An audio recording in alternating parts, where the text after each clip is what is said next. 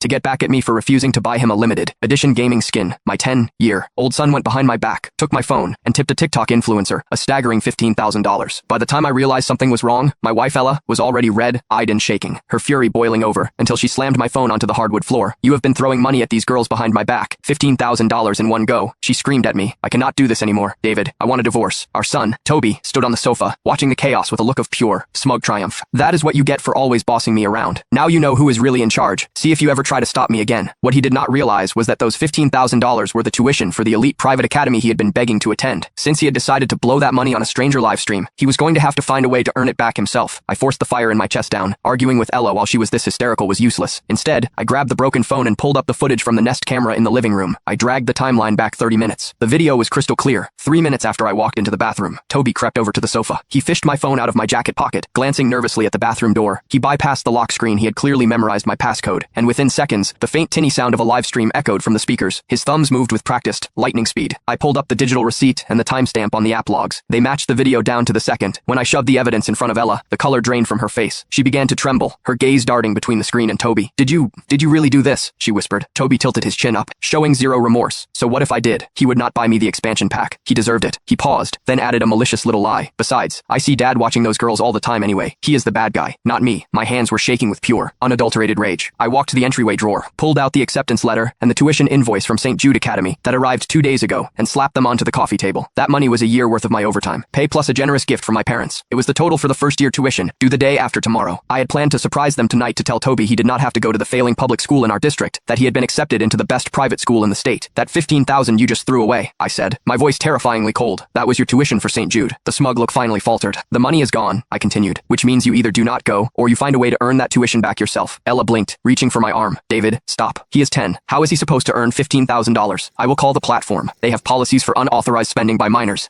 We can get a refund." Number. I cut her off. Looking directly at Toby, whose face was finally beginning to pale, I let out a sharp, joyless laugh. "I have already called Mark, who runs the local landscaping and flyer delivery service. I have also checked with the diner down the street. Toby is going to be handing out flyers and doing neighborhood cleanups. $15,000. At his age, working part-time. It will take him forever, but until he earns it back, we are not talking about private school. We are not even talking about a new pair of sneakers." Toby finally processed the reality. He let out a loud, theatrical wail and began thumping his fists against the sofa cushions. "I am not doing it. You cannot make me. You are a mean, horrible father." I ignored the tantrum, right in front of them. I called the platform customer service. I submitted the account info, the security footage, and Toby ID is requested to apply for a minor unauthorized purchase refund. 20 minutes later, the agent called back with an apologetic tone. "Sir, I am very sorry, because the account is verified in an adult name, and the payment was authorized via a known device and passcode. 70% of the funds have already been disbursed to the creator and the management agency. We can only offer a courtesy refund of $9,000.